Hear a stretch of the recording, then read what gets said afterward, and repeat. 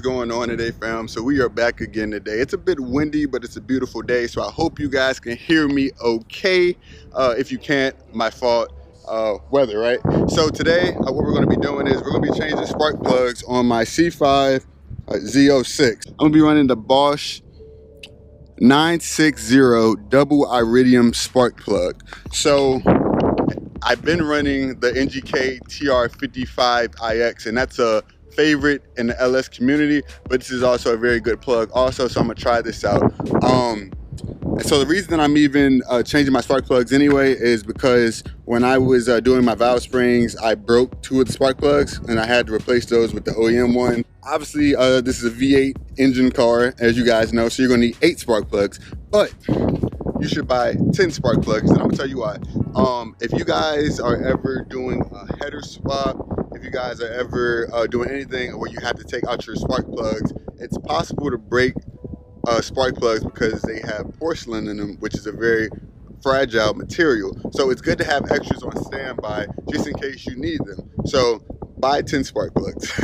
Expert tip. But I'm going to link these in the description along with the NGK spark plug. So either one will be fine, but they're both iridium. So let's get into it, y'all. And so the first thing we're going to do is we are going to unplug our spark plug wires from the coil pack and the spark plug itself. So literally you just pull it from there, and then you go ahead down to the spark plug and pull it from there. It doesn't matter which way these wires go, so you can just just put them on top of your intake. But yeah, you're just gonna pull these bad boys off and just place them up there. It doesn't hurt to keep them in order though. I know some people are like that. They like to keep everything in order, but this isn't that big of a deal. So got all those off, super easy. And so the next step of this process is you're gonna go into your little Amazon Basics toolkit, right? And it should have a spark plug socket. So this is a little bit different than a regular socket because it's longer and it's a thin walled also, and it also has this part right here where you could use another socket to grab onto it.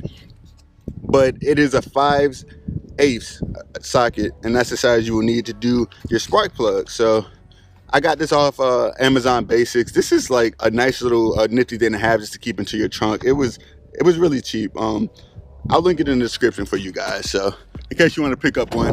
It's been holding up for me so far. So we got this 5/8 socket right here. So where your actual spark plugs are on the LS's is they're in between your headers. So literally, right? And so on your driver's side bank, they're going to be angled out this way, going like that. But on the passenger side bank, they're going to be the opposite. So they're going to be pointing inwards on the passenger side. So just something to note. But if you look, hope you guys can see that little tip right there. That's where your spark plug is. I know it's a bit dark down there, so hard to see. If you look right in between your manifold, you'll see the spark plug tips just peeking out. So we are going to start with the bank that's furthest left. So what you want to do is put your socket on there, right? And you want to take a 3/8 drive with a extension, and then you want to get that on there. Are you gonna play nice for the camera and make me look smooth? Of course not. Oh yeah, you did. All right, so now you just want to lefty loosey, and it shouldn't be too tight, and then you just want to go ahead and start ratcheting right there. And once you get the spark plug loose, you can actually go ahead and remove your ratchet in order to give you some more space. Try and do this with one hand. Let's see, if I do this with one hand, I'm the man. Oh shoot, look at that, man. I might not be an expert, but I'm doing all right. So once it's loose, you can literally just turn it with your hand. Super duper easy. So I'm just gonna keep on turning that spark plug until I feel it break free from the head. Okay, I just felt it. Now you just want to angle that down, and so you don't drop your spark plug, and bam, here is your spark plug right here. super duper easy. So this spark plug doesn't look bad at all, but you know, we're just gonna go ahead and throw a fresh spark plugs in it. But one thing I would say is, if your spark plugs are pretty fresh, you know, and they still got a life left in them, don't throw them away. Just put them in the old spark plug boxes, and that way, if you ever need an extra spark plug for any reason, then you already have it there. So it's just a good thing to have, right? So we're gonna go ahead and we're gonna do the rest of these, and then we'll move on to the install of your spark plugs. Before we go any further, please do like and subscribe if you haven't already, because y'all know I'm coming with that dope Corvette content at all times. And also, you know, I just got other cool cars also, so make sure you subscribe. Okay, but back to the task at hand. So these are our new spark plugs right here, all nice and pretty. One key point to mention, that gap right there is important. So every engine has a certain spark plug gap, and that it should be gapped too. But these come pre-gapped for the Corvette already, so no gapping unnecessary, so you don't have to worry about that. You can put these right in.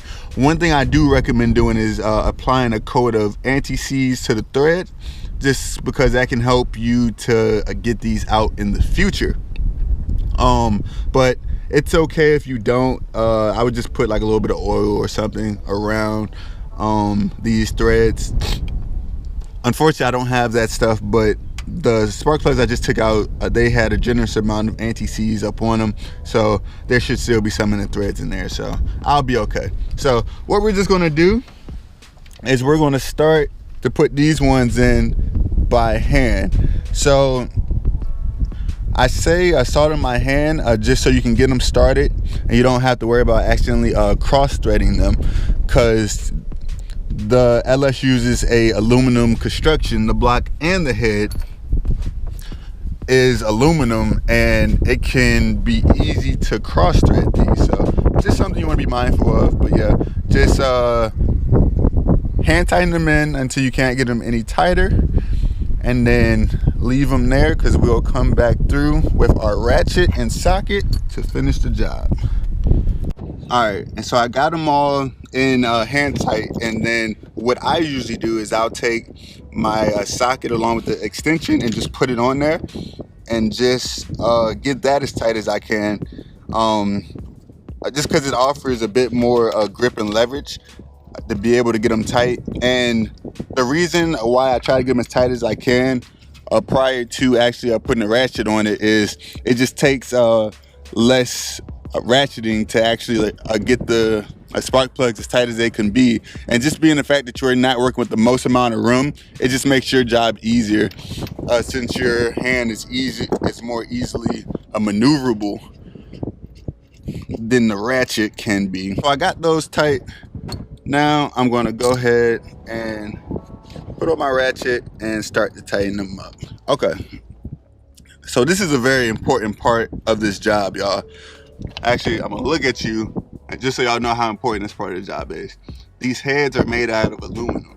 Aluminum can strip out a lot easier than iron, so please keep in mind that when you're tightening these spark plugs, that they should just be snug. They shouldn't be super tight, just snug. If you've done an oil change, it's like the same thing with your oil drain plug. It shouldn't be super tight, just snug. So once you like start to tighten it and you feel that resistance, just do a hint more of a turn, and then they should be good to go. So I'm gonna go ahead and do that now. I'm gonna get all these snugged up, and then we'll go to installing back our wires, and then we'll give her a start. Man, this wind is blowing. I lost my hat and everything. Okay, but back to it. So I got all my spark plugs in nice and snug. They are good to go. So now we're gonna put back on our wires. So I like to start with the bottom tip first. And what's important with these is you need to make sure you push them in all the way, because it's very possible for them to feel like they're in all the way, but they're not. There should be a snap.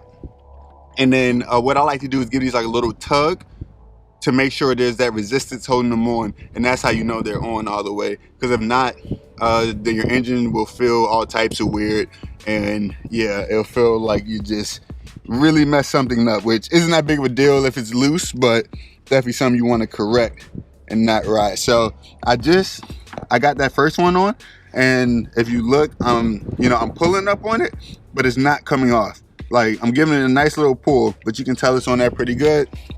So now just gonna come up and plug that back into the coil and make sure that's seated in the coil all the way. So I'm gonna go through and do that for the rest of these cylinders, and then we'll go ahead and start her.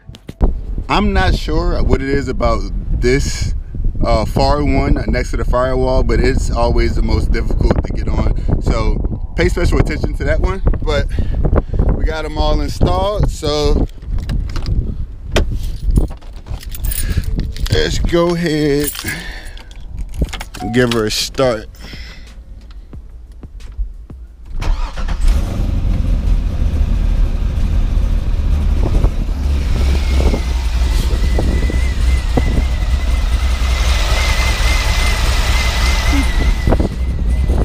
Sounds pretty good to me.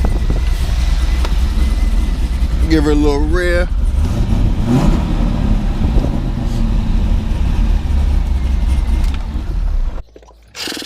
Y'all, it's windy as hell out there, but I hope you guys enjoyed the video, and I hope you guys found it informative. Obviously, I know a lot of you guys are damn near pros, so if you are, then this video is not for you. But for my beginners who just getting their feet wet, this video is for you.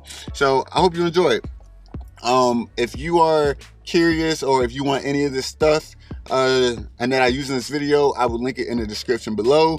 Also, I will link all the gear I use to film this, plus everything I have done to my Corvette. I will link that also below. And yeah, and make sure you check out my other videos, because I make a lot of dope C5 content. But if you have any comments, comment below, or just hit me up on Instagram or Facebook.